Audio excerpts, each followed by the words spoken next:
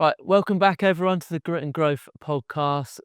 We've got today with us Alison Colley. I'm going to let Alison do the introduction to me, and we're going to go into everything mindset related, and we will go from there, guys. You know how this goes. So, Alison, give me a brief intro. I've known you relative okay, but I don't Yeah. know the intricacies.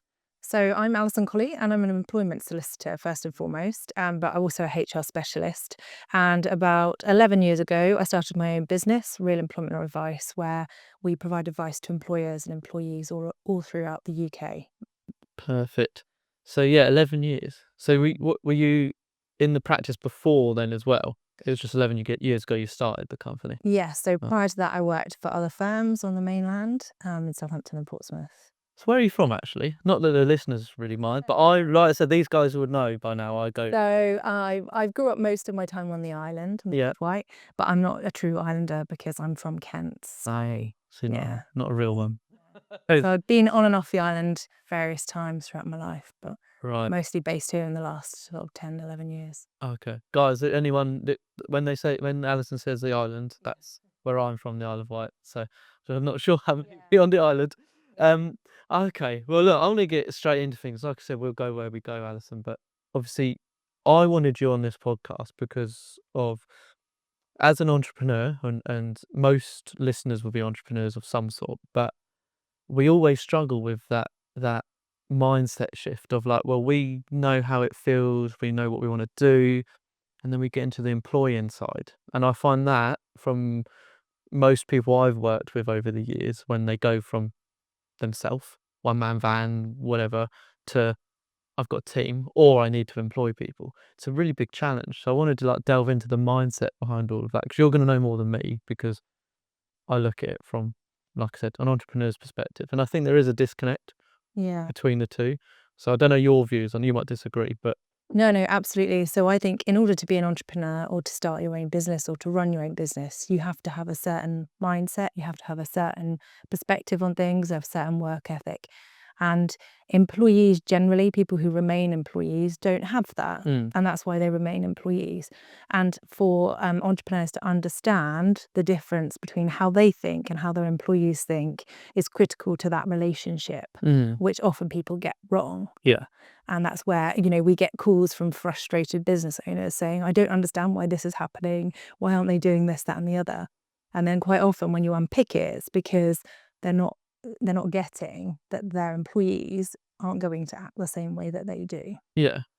And so what's the best way of overcoming that mindset? Like you said, there's clear mindset differences. Is there ways, or is it just it is as it is? Well, I think if you're going to take on employees, you need to make a decision. Are you going to be the person that manages them? Mm, And are you the right person to manage them? Or are you going to bring someone else in to do that? And I think if you take the decision, then you're going to manage them, then you need to really think about this and take some advice and yeah, maybe, listen to some podcasts, read some books about how to manage people appropriately, because it's not a skill that we're taught. And again, just the very nature of people who are entrepreneurs, the way in which you behave and then what your, expectations are is very different. So yeah. you either have to take a purposeful approach and change the way you deal with people or employ someone to Do do that. that specifically. That's a really good point, because obviously, like I said, I deal with a lot of people, and to be honest, I've struggled with it in terms of I'm a direct guy, and especially the start of my career when I started managing big teams or whatever, I'm just direct, because most entrepreneurs are to the point. That's where we want to get to. And when you're leading a team that are like that, it's easy. But when I started to come into in a situation where, like you said, the different mindset, I did struggle, and I never really back then thought about just getting someone else to do it. But because I obviously was thinking, well, I'm a good lead. I've led a £1 billion company, so I can lead a team of 5 people. But actually, I struggled with it. In all honesty, people listening probably don't know that, but I struggled with it, because it was like, but these aren't the same people I led at that £1 billion company. That £1 billion company where they were technically sort of self-employed roles. The big corporate Yeah. companies, they use us, so they all just wanted to be really good. So it wasn't really a problem. So the whole idea of getting someone to manage them is probably a good idea.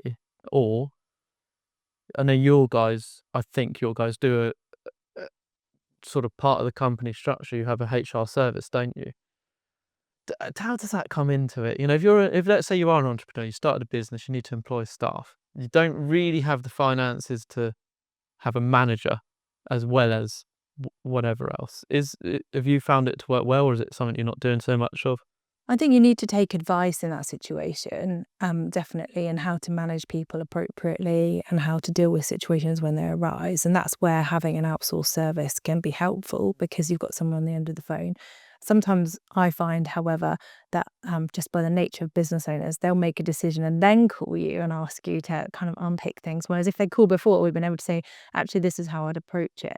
And one of the things that I always say to people is you've got to remember that your staff don't have the same worldview as you. I think as soon as you kind of get that mindset and you think, actually, everybody comes at things in a different way, everybody looks at things in a different perspective, and with everything that's come before them, all that's shaped them, and you have to kind of shift your own thinking into their thinking, literally like putting your brain into their brain.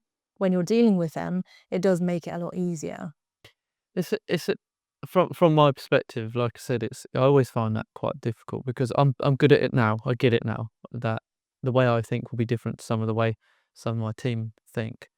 But it is tough. I mean, what this might be a hard question, but what is the most obvious mindset differences when you're dealing, if we're thinking about, and I don't mean this, and I know there's a lot of people who are employees listening to this, so I don't mean it disrespectfully when I say the employee mindset, but when you've got the employee mindset compared to the business owner, entrepreneur mindset, what is the biggest difference, like the key mindset difference between the two? Yeah, I think the difference, probably the key difference is that you, as an entrepreneur and business owner, you will find a way. You will always find a way of, whatever the problem is, Yeah. you will come up with a solution. And I don't know, that's how I look at it. I always look at things as it's not a problem. It's a way in which I can resolve it and then where's the solution? Whereas employees kind of often see a problem and it's kind of a full stop that needs someone else to deal with it for them. Okay. And the other thing is also, the approach to work ethic. And again, it's not the same as, it's not a broad brush. Yeah. Every employee doesn't have a good work ethic. Most people do, but it's just a different work ethic, isn't it? If it's your business, you're willing to do anything Yeah. for it to succeed. But what you've got to recognise is, as an employee, they don't have that same incentive, nor probably do they want to, because if they wanted to, they'd be in business themselves. Yeah. So, you can't expect your employees to do the same things that you would do. And I've also found that, and this is where we go down the rabbit holes of me. As you're saying stuff, I'm thinking, I've seen people that are really good employees, right? So their work ethic's phenomenal. Salespeople, really good at selling and make good money. They then think they can go into this business ownership stuff. And I would imagine, knowing lots of them, they're not always very good at business ownership. Yes, they're a good salesperson. They're good at being a really good employee. They work hard. They go the extra mile. Owning a business brings a whole other kettle of fish together with you think about the most pointless things in the middle of the night that aren't important. And I've seen them struggle. So do you get a lot of business owners that approach you in that scenario where they thought, I can go and run my own business, but now I'm really not that person? I don't tend to find people who start their own businesses from scratch like that. What you do find is those employees who maybe buy into a business or maybe, on succession, take over a business that someone else has owned. They think, well, I've done it really well. I know the business, so I'll take it over. That's where I think the most problems arise. Yeah, I come to my mind because I know someone recently bought into a optician, as quite a large opticians, and they bought a franchise somewhere in the UK, and they've really struggled. But they were one of their best staff members in the last 20 years. But they bought in as a partner director 2 years ago, and they've really struggled to manage the environment. Is there a fix to that though? Or is it just again comes back to learning? Yeah, it comes to learning. It comes to self-awareness as well. I think if you're really self-aware and you're able to understand your own feelings around things and how you think, then you're more likely to transition into that management role a bit easier. But it's not something we're taught. Is it? It's No. something you have to learn. And solicitors are a typical example where traditionally the succession is, if you're a good solicitor, you go up through the ranks and then you buy into the partnership and then you become a partner. And solicitors are terrible at managing people, really terrible. A bit like doctors and teachers. They're great at what they do, but then they don't. They're not good at managing. So, I'm a real advocate for having specific roles that are just to manage. Yeah. And some employers look at me like I've got three heads when I say that, because I'm like, what do you mean? But, if you're giving someone the job of managing people, they shouldn't be also doing the day job. They should have, if you've got a big enough team, that should be their role specifically, so that they can specialize in that, really do it well. But it's a cost, isn't it? It's a cost to the business. It's a cost, but I actually implemented that in a business about 9 months ago, 10 months ago. It's been a bit of a game changer, really, because we had a couple of really good people that were sort of managing teams, but they're good. They were good at their job. They weren't good at managing. It comes back to what you said about just because they're good at something doesn't mean they're good at managing people. But and it just wasn't working. The admin side of managing this team was not working. Like, so many things were getting missed. So we did pivot actually, and did that very thing, and just thought, you know what, this person's going to run the team. That their job is solely to make sure all the KPIs, all this, all that, blah blah blah, is done. And it's, touch wood, it's been a bit of a game changer now, and it was good. But yeah, it is a cost. Yeah. But then the people that were trying to manage this team, the two people, are making far more money for the business now, because rather than doing what they weren't fair, they wanted to be good at it. They asked for the promotion, they wanted to do this, but actually it didn't work. I've gone into another thought now, Alison. So for anyone listening, it's November 24th. The budget has recently happened, and I've had a lot of people talk to me in the last, since the budget and before the budget, with the changes of NIC and certain other things, and people assuming certain things as well. Certain large businesses I'm not generalizing, obviously, are looking at, okay, what can AI do? What can computers do? What can software do, instead of having employees? Because of this employee business owner mindset differences, I've had a lot of conversations with people like, I'd rather get a really good software system in place and hire less people, because of employment law problems, the cost. I think Tesco announced last week it's going to cost them £1 billion in the national insurance changes alone. So what's your, if you want to have an opinion, but what's your opinion on how that's going to shift employment outlook? I don't think it will make an immediate impact, because like all of these things, it takes a while, doesn't it? But I do think people are looking at streamlining processes, more using AI to reduce their costs, get more out of their people. I think that's probably the quickest way you're going to get a result, is if you can use it to make people's jobs easier so that they're more productive. So instead of having three people to do it, you have two, for example. Yeah.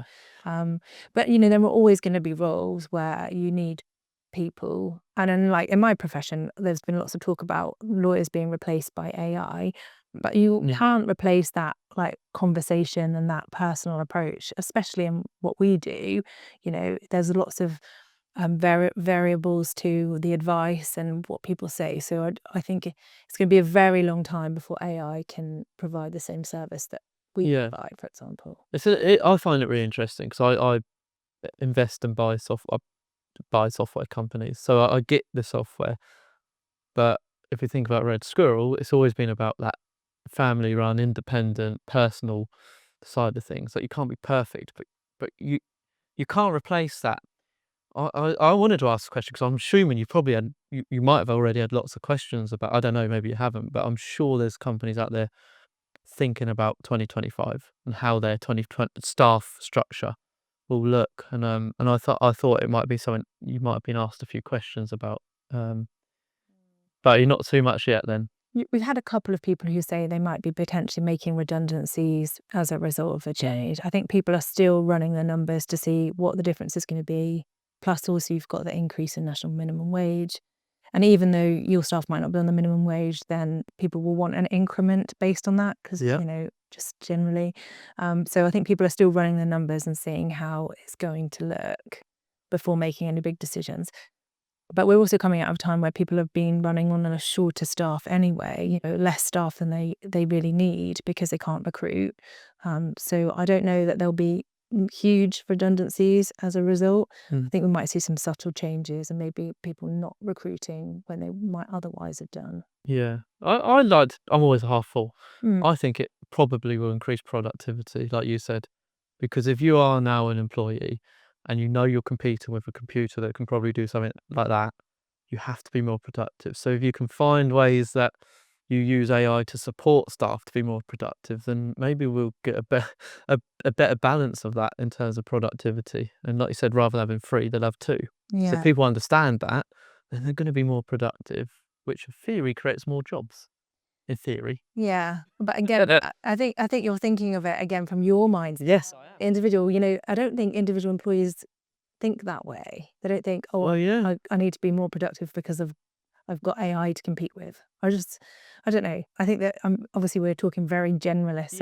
Yeah. But I don't think it's necessarily something that's on everyone's radar to think Well, job's under threat. that's an important point then, isn't it? I mean, whether those conversations should be had with or made it open, because I know employers are reviewing it. I'm not saying they're doing it, but I large companies that I work with, they're all reviewing what they do in 2025 because companies this red squirrel size swings and roundabouts. It affects us a few grand a year. As long as people are more productive, then it's not going to be the end of the world. If they're not, then we do review it. But when you get to a slightly bigger size company, it does play a big part, and I know they are. So maybe it's a conversation people should have in terms of like the reality of the future with what people are doing with AI.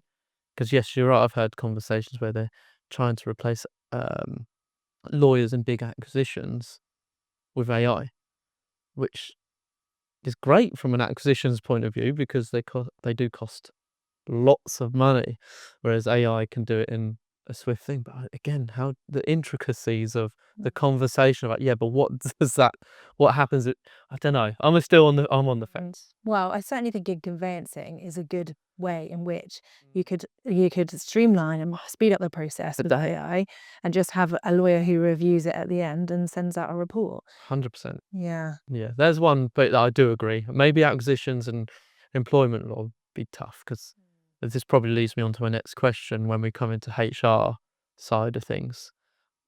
The empathy that's involved in difficult scenarios, or not day-to-day scenarios, but difficult scenarios. Now, it's going to be a two-part question, I think, because certain companies hate the word HR when they think about I mean, certain staff, they think about HR department being problematic to them. And it reminded me of this because I was watching a TV program this week, and they said about the HR department, and they start, oh gosh, I've been in a company before, not for a long time, where they had that view where certain parts of the company didn't like HR, other parts did. What is why is that? Do you know? I I think I know, but Yeah, I think it's because over time HR has evolved from being there for everyone, like a resource for the employees as well, to being a management resource, yeah, often called upon when there's a difficult situation. So, there is a negative that comes with HR rather than it being about. So it's less about people and development and making it a nice environment to work, more about processes, legalities, and then dealing with disciplinaries and grievances. yeah. So that's probably why. Then I wanted to understand again the mindset behind that when people hear HR, because if I go back to a company I worked with a long time ago, Performance and People, they had a great way of work, and their HR was loved, but they were very much human resources, which, like you said, about development, training, how we can do things. Obviously, the legal bits as well. But okay, I get that now. Because any time with certain size companies, I hear some like HR, some don't. But then it comes down to the question I wanted to come on terms of empathy, and this is why I say I don't think AI can really replace probably your type of legal work, in my opinion, because there's certain environment and situations where you need empathy. I guess remember I'm the business owner, so I'm the business owner who's probably saying just get rid of this or do that. Yeah. how does a HR from a legal perspective, how can you, because there is a legal element, so how can you have that empathy, like that, I'm trying to understand the empathy side of it, where you trying to rationale behind a really difficult decision that actually legally isn't going to change. How do you deal with a mindset where historically, generalization again for everyone listening, I see quite a victim mindset in certain scenarios, and if you're losing an employee, there's normally a victim mindset associated. How do you deal with that? Holding empathy when realistically the decision's a decision. Yeah, so I think it's actually really easy to do. The first thing is, remember the person in front of you is another human being. Yeah. So regardless of whatever decision you've got to make, the business decision, you're still talking to another person. And I think often managers and HR can forget that Yeah. and just become very process driven. And the other thing is as long as you are kind and honest in your approach to that decision or whatever you're communicating, then you can do it in a way which is going to make the outcome better for them or easier for them to deal with. So I follow Gary Vaynerchuk, Okay. Yeah. who I think is fantastic and a fantastic example of an entrepreneur who is great at people management. Yeah. That's all he talks about. And he talks about kind candor.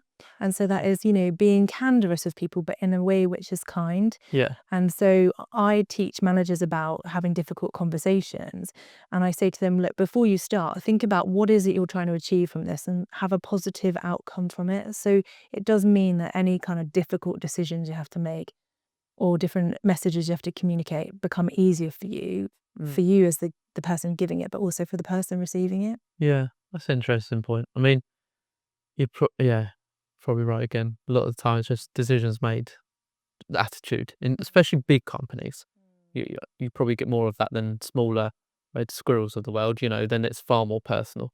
Yeah. Bigger companies, I do get the empathy's gone Yeah. in certain cases, and it is just like, yeah, well, Yeah. that's. But like I said, changing the view of how you deliver it. I wanted to go over some of the myths in employment law, right? Because I get told stuff all the time, like you can't do. This morning, there's a business acquisition me and my business partner involved with, and they were like, "Oh, well, you can't release that person because there's no reason to." We're like, well, they're like, "Oh, but legal." Honestly, there's so many myths, and I won't go into. They go into quite a lot of detail, and it was not right what they told us. What are the biggest myths that people phone you about? I'm really intrigued by it because I get told nonsense all the time. Like, you can't do that because employment law. I'm like, well, that's not even real. Yeah. Some are, but Yeah. what's the biggest ones that you come across? Because you must get people phoning you. Well, do you know what? Actually, the people who phone us tend to be more realistic I in relation to their approach. I have to say, the things that I find is on social media. So, Yeah. like if we're even on TikTok, I do videos about employment law, and people will post all kinds of comments on there about myths. Like, oh, you can't be sacked if you're off sick, things like that. They can't discriminate against you, for any reason. People say, "Oh, that's discrimination," when it has nothing to do with the Equality Act. Those are the sort of the key things. It's normally, just generalizations. And my mate down the pub says this kind of thing. Like I said, I get a lot of the sickness ones. Probably the one I was thinking about, I'm going to go into this bit that's a bit more touchy, but the mental health side of it has become a really big thing now to employers. Employers are petrified of someone playing, but this is their words, not mine. Playing the mental health card, as they call it, right? And this is something that luckily I haven't really. Maybe that's because I'm nice to people and we don't get to that point, but I've not come across it. I do have friends who have come across really struggling to maneuver a situation where there's a mental health situation involved, sickness, mental health, and I mean, what is the actual process? Because I think it's really blurry for people that they should go and get employment law advice, but not everyone will. And they should. But what is the actual process in that now? Because I'm not up to date with that because I haven't had to deal with it. Yeah, so I mean, there are loads of things you should be doing anyway to start with. So asking people to fill out health questionnaires Yeah. where you might find out in advance if they have got an ongoing condition, and then refreshing that every year. Okay. But then if someone doesn't disclose anything originally, and then they tell you that they're off for a mental health reason, it's about having a conversation is the first step. So, explain to me what's going on, how can I help you, and all of those sorts of things. So, again, quite often people are reluctant to have that Yeah. conversation because they're worried, but really you need to find out more information about it and how you can support them before you can do anything else. Yeah, You know. because it's something I've seen you've probably seen as well, the the from the Mental Health Act and whatnot about the statistics in the UK alone. I'm not talking about outside of the UK now, and it's quite scary, really, the Mm. statistics that they're putting around online, and whether they're factually correct or not, I don't know, but what they're posting, and I know employers are getting quite scared of it, but you're probably you just can talk about it. Yeah, just have a conversation. You need to be, as employees, you need to be informed. You need to know how to respond and where to signpost to people to. Your job isn't to diagnose them or to treat them, it's to be able to support them. And then, obtaining further advice if you need to. So occupational health is a really good tool for Okay. getting that information so you can then act with certainty. And if there is an ongoing issue in relation to performance or conduct or whatever, and it is related to mental health, you can still deal with it as long as you deal with it in In the right process. appropriate I way. think it scared, like I said, from someone who works with lots of businesses, I think it is something that scares people now, employers, because they just don't really, they actually avoid it. And this is where I think your point is really correct, because I see most cases they just avoid it. But the problem is, it starts costing their business when they have this situation a significant amounts of money because they've got a staff member they can't engage, and but they don't want to deal with the problem because they don't want to be called out on certain things. But it's quite reassuring to know there is a way to still do it. As I think some of them just get too scared of dealing with it. Some people I know, and Going back to what you were saying earlier about the different mindset between entrepreneurs and employees, again, entrepreneurs have a very high level of resilience. Quite often you've been through a lot, you've managed to resolve lots of issues. Your level of resilience and problem solving is really high, and people forget that the level of resilience, perhaps, of their employees is much lower. yeah, And I think that's can be the disconnect where managers or owners say, well, I don't understand, they've got nothing going on in their lives. They've got, what have they got to be worried about? What have they got to be yeah, stressed about? And it's just, again, shifting a mindset to understand, their level of resilience might be very low. mm. Um, and so then you have to manage them accordingly. Yeah, it's a really sound point, and like I said, I've struggled with it because some people know what I've got, not everything that I've been through, and that's far more than most people I would ever meet. Um, because there's far more than just my sister dying that's happened in my life, but the it's something I've struggled with at times to try and understand how how can you build the resilience. Obviously, I work with people now on that but most of the people I work with are from an entrepreneur or people that want to be entrepreneurs mindset. So I think resilience is something you can work on. I've never really had the luxury yet of dealing with someone who's really not in that state of play to build their resilience. So it's something that I don't know. Is it something that you guys get involved with, or is it really like you say who to talk to, or Yeah, it's more about signposting, and also just educating employers to understand that people do have that different level. And I quite often say to employers who are bringing in lots of young people to the workforce to understand that this might be the first time they've ever been challenged on anything. This might be the first time they've ever had anyone to sit down and tell them that. It might be the first time they've had to deal with this kind of issue. So your job is to coach them through that and to build that resilience, by giving them things that might be a little bit challenging and difficult, but the support that goes with it. and I'm gonna give a practical example then, and you might, I hope, if sorry if you don't have the answer. Mhm. I posted a video quite some time ago about about classes. Now, I wasn't talking about classes in general, but I was just talking how people view money in classes and how you can move through them and view them differently. Doesn't matter what class you're in. And I did have a couple of employees that didn't like that post, and they actually, I think one good sign is I've always been very open with them. Doesn't matter whether you're an admin, director, whatever, you can message me. And they did message me. And I like that because I'm always going to be an open guy, but they said I can't say that. And I was like, well, I can because there's classes.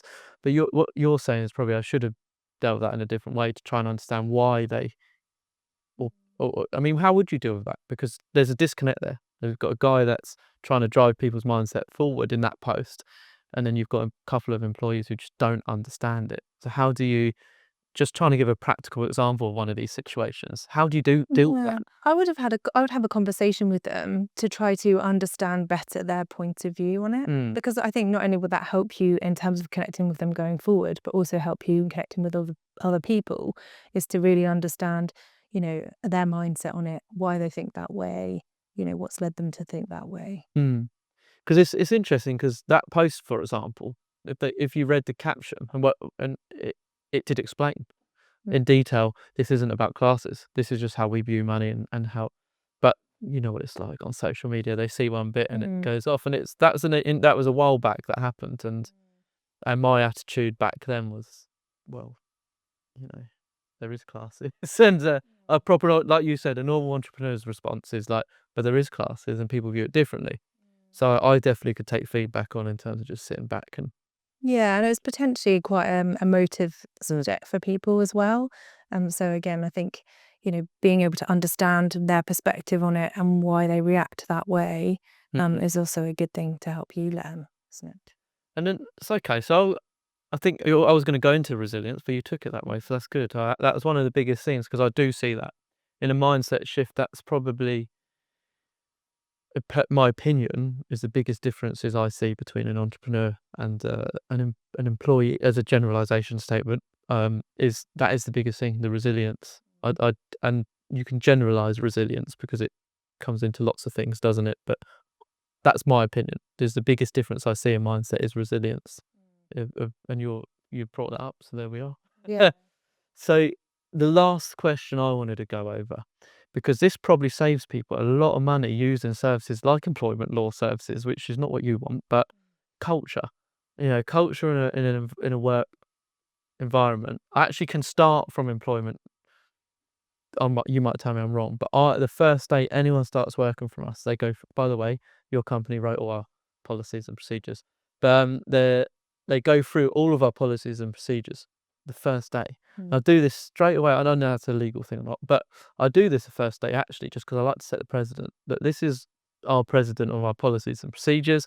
And then we do like onboarding for a week, shadowing. They don't even do their job. They just shadow and they go out with people and get to know people, because I like them to understand this is why the policies and procedures are there. This is how we're going to work.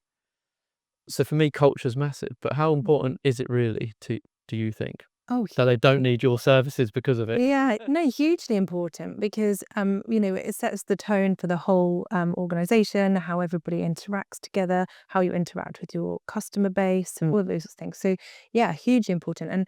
And in our own probation, the very first thing on the list of things to talk about is our culture, what's important to us, what makes us different, all of those sorts of things. And then we embed that in everything, because it's essential that everybody feels the same way and works in the same way. Yeah, so it's huge. But if you get it wrong, it's really difficult to change. Yeah.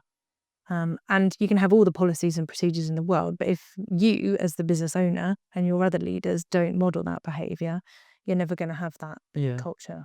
But this is why I like to set the precedent day one. I mean, is there a really good onboarding process? Because a previous staff member of yours, I spoke to quite some time ago about an onboarding process, because I was changing it, and he gave me some snippets back then. But I think it's actually a really useful thing that people don't really think about employment law, of how that can help set a precedent of culture and stuff. And that's why the policies and procedures we got written in a way that does match our ethos, and when they read through them, we added bits onto them as why this is important to us. Sounds really random, but we added to the end of each one, this is why this is important to us. Yeah. Not just don't open this on that day because you're not allowed. Yeah. At the end of each section, we have this is why. I mean, is there a really good onboarding process, or does it not? Is there no real rhyme or reason? I mean, the main thing is to have a structured approach and have, like, we have a checklist, which is about 3 pages long, actually. Not Oh, expected to all be like in the first day, but we do that over the first month where you go through and each of the parts is divided between different team members. okay. So it's not just me going for everything with somebody new, but everybody has that opportunity. And incorporated in that is one of the things they have to do is have a coffee meeting with all of their colleagues. I Part of I their like that. probation, you have to have had that. We all work remotely, so Yeah, it's yeah. even more important. Even more than, yeah. But you could still do it if you all work in the same office. You have that dedicated time just to Have a chat chat. and get to know them, that sort of thing. I like that. Mm. I've never done that. I make them shadow each other, but that's really about the work, not Yeah, just that's a really good, I will add that now. yeah. I like that. It's a good idea, especially with the remote work when you're not necessarily gonna see everyone, are you? Mm. So that's a really good idea. Well, I think that's all from me, Alison. Is there any tip? I always ask people their biggest mindset tip. Sorry to throw this on you. I like not to tell people before, but is there a big mindset tip that you have for people to work on? I think it's just about being able to lift yourself out of your own head and think about how other people might be thinking or approaching things. Because I always say the best managers know their people, they know them really well, and they'll be able to like take their own view and then put it into theirs. I mean, obviously you can never get into everybody's head, No. truly, but I do believe that you can really get to know people and understand what makes them tick. And I think that's the best thing a manager can do is get to know your people and how they think, and what's come before that, where Yeah. they've come from. I really like that. Do you know what? You've given me a good idea today. I am, after we finish up on here, going to schedule in a coffee of all of my staff because I'm relatively chilled in December and have a quick meeting just to ask them about them. I like that. Yeah. So do you know all of their children's names, their pets' names? Do you know what's their favorite thing to do? What's the most important thing to them outside of work? All of those sorts of things. Obviously, you can't do an interview, No, but just no, but I've but yeah, just in the context of a conversation, really getting to know them. yeah, I've been conscious of that. Like I said, it's a really good thing to think about from I don't necessarily manage them now, but what I'm scared of is not knowing my team. So it's not hard for me to, like I said, have a chat and have a coffee and just learn about them. I would like to think I know more than some, but I will do that now in December while I'm relatively chilled. There we go. Well, thank you for coming on though, No Alison. worries. Thanks for having me. Thank you.